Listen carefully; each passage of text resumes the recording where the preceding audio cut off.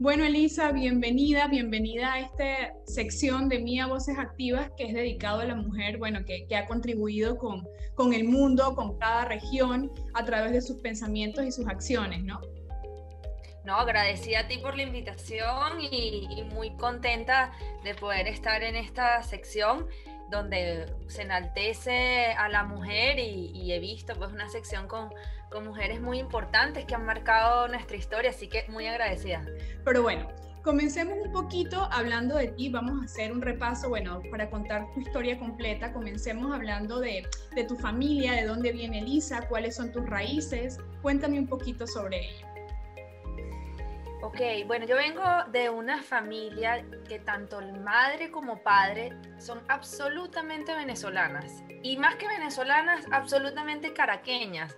O sea, generaciones y generaciones y generaciones de venezolanos viviendo en Caracas. Por allí hay alguna raíz alemana, por ejemplo, y alguna raíz española, pero lo que predomina es la venezolanidad, ¿no? Ujú. Mi padre en mi casa, pues abogado, pero también amante profundo, melómano de las artes, ¿no? Y sobre todo de la música.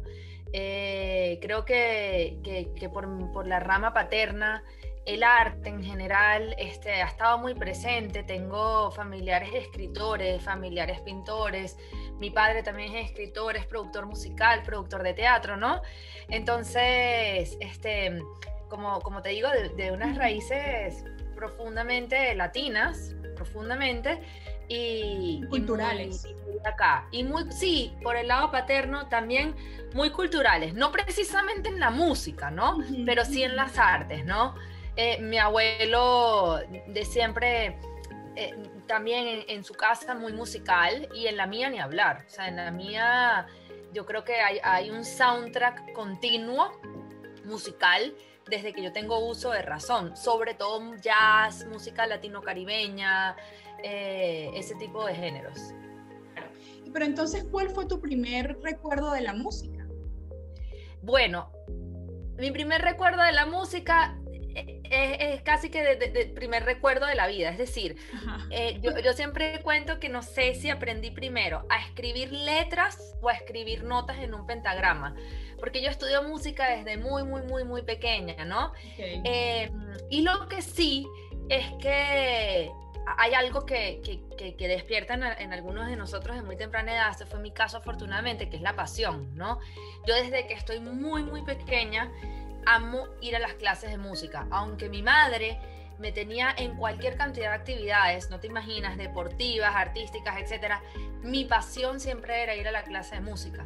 Entonces, estaba en la escuelita de pequeños, pero luego entro en el conservatorio y te digo que todo mi proceso educativo juvenil, sí, de formación básica y de bachillerato, yo deseaba enormemente terminar la clase para ir corriendo al conservatorio o a la orquesta a estudiar mi clarinete, piano, tener mis actividades musicales. Entonces, claro, es una pasión que he tenido desde pequeña. Me haces esa pregunta y no sé responderte bien Claro. exactamente el momento. Porque Preguntar cuánto pesa la academia y cuánto la experiencia, ¿no? En este oficio. mira, yo creo que finalmente para poder ser un artista total requieres de ambas cosas, ¿no? Hay músicos que tienen una técnica magnífica porque estudian miles de horas, pero luego a lo mejor pueden tener baches a la hora del conocimiento del arte en general, de la vida. Yo creo que el músico global tiene que saber de todo, ¿no? Tiene que saber desde la técnica de su instrumento que requiere horas, horas. Estamos hablando de 10 años, 12 años para poder obtener un título en un conservatorio y después los posgrados, etcétera. Eh, y aparte de eso, conocer del mundo, conocer de la historia, conocer del arte, conocer de la vida, conocer de lo humano, de las sensaciones, de los sentimientos. O sea, es algo muy complejo. Y ni hablar si ahorita entramos en la parte de dirección, porque aparte Claro, de eso, no solamente cuando uno dirige, sino que luego vienen otras aptitudes que nunca te enseñan, como las gerenciales, por ejemplo. exacto. Realmente es bastante amplio para poder ser un buen músico. Así es. ¿Y en qué momento tomaste la batuta? También entiendo que tienes una responsabilidad gerencial en la Orquesta Sinfónica de Ayacucho desde Sí. el 2007, ¿no? No, 2017. 2017, exacto. Entonces, cuéntame un poquito esa transición de músico a dirección. Ok, mira, eso es muy interesante porque yo entro en las clases de dirección orquestal por esa curiosidad de saber más de la música, no de saber, no, mi intención no era ser director de orquesta, porque para mí el director tenía que ser, fíjate tú lo que son los paradigmas, hombre y con cierta edad y experiencia. Eso era lo que yo veía desde mi rol de clarinetista, ¿no? O sea, eso. Entonces, para mí, ser mujer y joven, no, para nada podía ser director. De hecho, o sea, era una carrera o era, sí que no, donde yo no, digamos, yo ni no me calabas. la había planteado en la vida. Sí, no me lo había planteado en la vida. Pero como son las cosas, hay momentos que pueden cambiarte y que llegan a tu vida. Uno siente que por casualidad, pero al final eran momentos que tenían que llegar para que la historia fuese diferente. Y así fue mi caso. Yo entraba en las clases de dirección de orquesta para aprender más de un score, que es la partitura general del director, para entender cómo pensaba un director y yo como clarinetista de atril, enriquecerme más. Pero para no hacer el cuento más largo, vino un director internacional de Corea, un director muy famoso, hizo un curso de dirección y yo fui de oyente. Éramos 70 personas allí y el maestro hizo un examen y a todo el mundo y yo quedé seleccionada. Y yo le dije, maestro, yo nunca he tomado la batuta, yo jamás he dirigido una orquesta. Y él me dijo, tú vas a estar activa en el curso.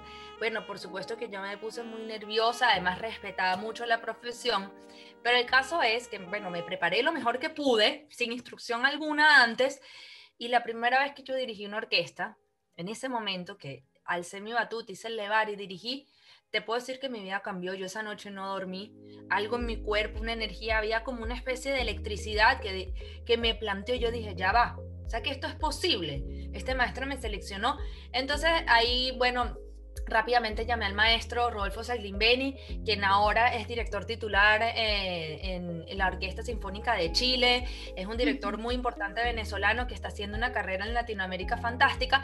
Y le dije, bueno, maestro, aquí está mi video del curso, dígame usted si yo puedo dirigir. Él lo vio y me dijo, pues bienvenida a la dirección orquestal. Y a partir de ahí, pues mi historia cambia, pues cambio el clarinete por la dirección de orquesta y bueno, comienza esta historia. Y bueno, y te quería comentar, bueno, preparando la entrevista también había pensado mucho en el arquetipo del director de orquesta como figura de poder, ¿no? O sea, picante, poderoso, es una guía, pero ¿cómo se impone el liderazgo con tanta gente, ¿no? Cuéntame un poquito de eso. Bueno, yo cuando comienzo a dirigir, empiezo a buscar roles femeninos de directoras, ¿no? Y encuentro algunos en Venezuela y otros a nivel mundial, pero ojo, no eran muchos, ¿no? Y me planteo la interrogante de qué debo hacer, ¿no? Porque algunas en ese momento tendían mucho a simular a los hombres, ¿no? A mimetizarse con los hombres. Y yo digo, pero un momento, hay cosas que uno no puede ocultar. En mi caso, en ese momento, y bueno, sigue siendo, es que soy mujer y soy joven. Y esas son cosas que no se pueden ocultar, o sea, o que uno no debe evadir, ¿no? Claro. Entonces yo digo, bueno, esto es la premisa, aquí estoy. Entonces, ¿qué puedo hacer? Prepararme muy, muy, muy bien. Saber lo más que pueda cada vez y prepararme lo mejor que pueda cada vez que yo estuviese frente a una orquesta. Y la realidad es que los primeros 5 minutos que uno se presenta frente a una orquesta, en esos primeros 5 minutos se crea como una especie de interacción y te hacen una radiografía. Es así, yo he sido músico de orquesta, ¿no? Y en esos primeros 5 minutos, los músicos de la orquesta pueden saber si van a tener una buena semana contigo, si la relación va a fluir, porque no solamente conocimiento, sino también hay un tema de empatía. Finalmente la música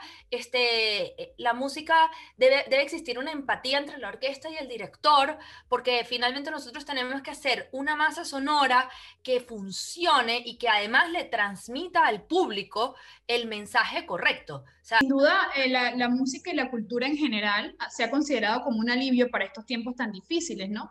Pero al mismo tiempo también la capacidad para reunir físicamente al público se percibe como un peligro potencial. se percibe de esa manera. Entonces, ¿cómo manejar esta dualidad, no? Porque Bueno, la yo creo cultura que ha sido muy golpeada en esta pandemia. sí, absolutamente, y a veces me parece un poco injusto porque es como que el humano realmente digamos, tiene tres partes para mí, ¿no? Mente, cuerpo y alma. Y hemos estado pensando mucho en cultivar el cuerpo, o sea, me parece bien, alimentación, eso, todo eso está abierto. Si uno va al supermercado, etcétera, obviamente. La mente también, entonces se encuentran las maneras de uno seguir estudiando, de seguir trabajando, de seguir creando, ¿no? Y el alma, ¿por qué queda tan de lado? A veces yo digo que deberíamos estar, los que toman las grandes decisiones, deberían de estar más conscientes que vamos a estar más saludables, más estables, si permitimos que haya ciertas actividades de esparcimiento que son tan necesarias. El contacto humano al final y el contacto con uno mismo es demasiado necesario para poder estar bien y sobre todo en estos tiempos. Entonces yo a veces me pregunto, o sea, ¿se permite estar en un avión por X cantidad de horas? ¿Se permite hacer la cola en el automercado, no? Se permite que los niños ahora vayan a un colegio, pero no se permiten espacios de esparcimiento al aire libre, por ejemplo. Y en estos momentos es fácil ser un director de orquesta en Venezuela. No, realmente no es fácil. Hay que tener mucha inventiva y hay que tener también bueno, un buen equipo y creatividad, ¿cierto? En mi caso, la orquesta que yo dirijo es la única orquesta profesional en la ciudad de Caracas que se autogestiona, es decir, no dependemos de ningún gobierno. Y eso es una maravilla, ¿no? Y a la vez, pues, es un reto. Pero yo considero que el arte finalmente debe ser libre, ¿no? Debe ser plural, debe incluir a todo el mundo. Y por eso la decisión de estar con la Orquesta Sinfónica Gran Mariscal de Ayacucho, quienes además, los músicos de esta orquesta tienen un perfil muy particular, porque son músicos que vienen de la academia, pero que están dispuestos a mutar, a rápidamente aceptar retos no tradicionales, lo que llaman romper las ortodoxias. Mira, esta orquesta lleva realmente un caso no de estudio, pero sí un caso de referencia en América Latina, y lo digo con mucho orgullo, porque rápidamente nos pudimos, en esta época, por ejemplo, migrar a lo digital. Y cuando digo rápidamente es ahí mismo. Y hemos hecho hasta un disco con uno de los cantantes de ska más importantes del mundo, que es venezolano, Horacio Blanco, de la banda Desorden Público, un disco a la distancia de 7 temas. O sea, eso es algo absolutamente innovador. Y a veces eso es sinfonía desordenada, ¿no? Sinfonía desordenada. Y uno dice, ¿y cómo hicieron eso? Bueno, lo hicimos porque había ganas y porque la institución es una institución que rompe ortodoxas, que no está dispuesta a asumir nuevos retos con tal de seguir inspirando, ¿no? Quiera apoyar Elisa, ¿y cómo podrías resumir cuál es el poder de la música en general? Bueno, es que esa pregunta es muy difícil, pero yo creo que el poder de la música... El poder de la música es llegar a sitios donde nada más llega. Es decir, puntos de encuentro con uno mismo importantísimos y además puntos de encuentro con el otro, ¿no? La música tiene como esa doble acción al mismo tiempo, ¿no? Cuando tú estás en un concierto o en una presentación, estás viviendo esa doble experiencia, ¿no? Contigo mismo, con lo que esa música te está transmitiendo y a la vez con todo el mundo, sea el género que sea, ¿no? Y esa característica dual que tiene la música es importantísima. Además, que la música es un conductor de futuro, presente y pasado. Porque si yo te pongo a ti un tema musical ahorita, a lo mejor si lo conoces, te va a conectar con un momento de tu pasado, o sea, rápidamente, pero a la vez lo estás experimentando ahorita y te puede llevar al futuro. Entonces es como una especie de canalizador de pasado, presente y futuro, contigo mismo además y con la comunidad. Por eso es que la música es tan potente. No solamente, yo no creo que no hay humano que no oiga música y que no conecte con la música, pues, ¿no? O sea, al final tenemos todos como una especie de soundtrack de nuestra vida.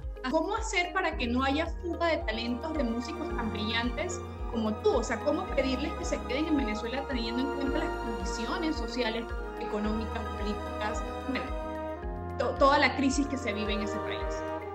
Claro, no es fácil, evidentemente. Sin embargo, yo creo que cuando los proyectos son firmes y apuntan al futuro, no todo el mundo tiene ganas de irse. O sea, esa también es la realidad, ¿no? El punto es estar en algún proyecto que tú sientas que pueda tener crecimiento, ¿no? Entonces, a ver, es un caso bastante particular, pero yo te puedo decir que en la Sinfónica de Ayacucho, desde el 2017, el porcentaje de músicos que se han ido no llega al 5%. Y eso es un caso muy raro, ¿sabes? Si tú ves desde 2017... Todos jóvenes. Son jóvenes. ¿Y qué es lo que ocurre? Que yo creo que tenemos una visión, y cuando tú entras en una institución como esta, tienes una visión de construcción, ¿no? Yo quisiera decirte, contarte, no sé cuánto tiempo tengas sin venir al país o no, pero a veces se tiende a decir las malas noticias, ¿no? A contar lo malo, a creer que aquí todo se acabó. Y no es verdad, no es verdad. Hay una generación pujante de jóvenes y esas existen. Yo de hecho, decido quedarme en Venezuela porque porque vi que eso existía. Si eso no lo hubiese visto, posiblemente no estaría aquí. Pero sí existe una generación de personas trabajando muy duro por reconstruir el país, sin importar quién está ahorita en la política o quién no, simplemente seguir trabajando y construyendo. Y eso está ocurriendo ahorita. De hecho, estando ahorita en pandemia, uno puede ver una cantidad de cosas ocurriendo, transformaciones de la ciudad, transformaciones que lo que pretenden es ser como una especie de faritos o de estandartes para seguir creciendo. Elisa, y si tuvieras que pedir 3 deseos para tu país en este 2021, ¿cuáles serían esos 3 deseos? Bueno, yo pediría unión, o sea, buscar los puntos de unión, ¿no?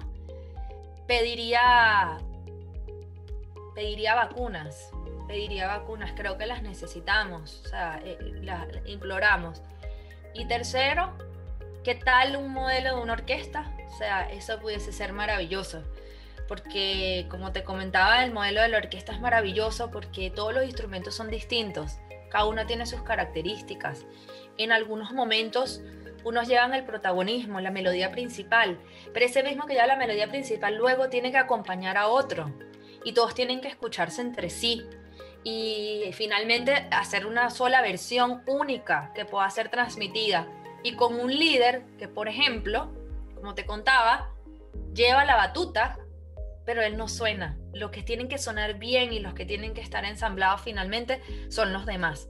Entonces eso, yo le regalaría a Venezuela también el modelo de una orquesta. Qué bonito esa analogía, ¿no? De digamos, pensar en un presidente de un país y un director de orquesta, donde debe existir, como decías, en un principio el compromiso social dentro de esa orquesta y dentro de ese país, ¿no? No, muchísimas gracias, Elisa. Me pongo a bailar,